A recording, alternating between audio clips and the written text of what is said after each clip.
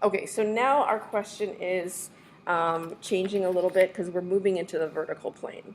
So we have a 0.5 kilogram model rocket, and this rocket is, let's draw it. So here's our model rocket. It's only half a kilogram, so it's really small, but it has some kind of force of thrust. So there's some kind of like, I don't know, stuff coming out of the back end to make it accelerate upwards.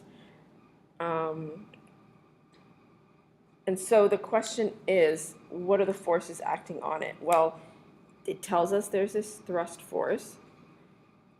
We know that there's a force of air resistance because it tells us about that, F air.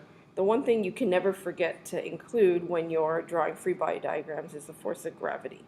And it doesn't always explicitly say it, but it's going to be on there. So setting our sign convention, remember, super important, we're going to make up be positive and down be negative. In this particular example, we can see that it tells us that the rocket accelerates upwards, and it's actually asking us, the question is asking us for that value of acceleration. Okay, so what do? We do what we've been doing all along. We set up our F net equals MA. MA equals the sum of the forces. Now, what are the sum of the forces? MA equals, in this case, we're looking at only the vertical direction, right? So we have the forces that are involved are vertical in the thrust in the upward, and the gravity in the air in the downward. So it's F thrust minus Fg, or you could say plus negative Fg plus negative F air. I just write it like this to be explicit.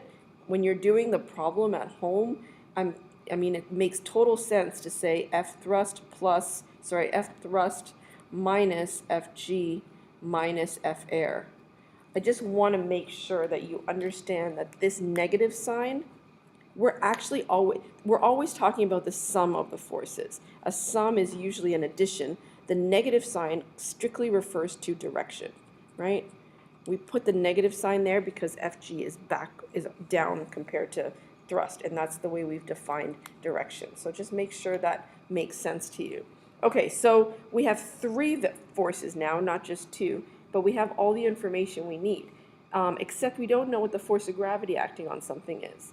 That is really simple to find, and you're going to do it 100 times when you're doing these courses because we have a formula for that. Fg equals mg. So we know the mass of the rocket is 0.5 kilograms. We know that on Earth, g is 9.8, so we end up with 4.9 as my force of gravity acting on the rocket. So now let's go ahead and plug everything in. The mass is 0.5 times a, which equals, now this is, my thrust force is 15 minus, remember, because it's plus negative, 4.9, and then minus the air resistive force is 1 Newton. So we have everything here except A. You've rearranged, sub and solve. I feel like the answer was slightly different than on the sheet. Let me just do it. 15 minus 4.9 minus 1 divided by 0.5. No, I get 18.2 meters per second squared.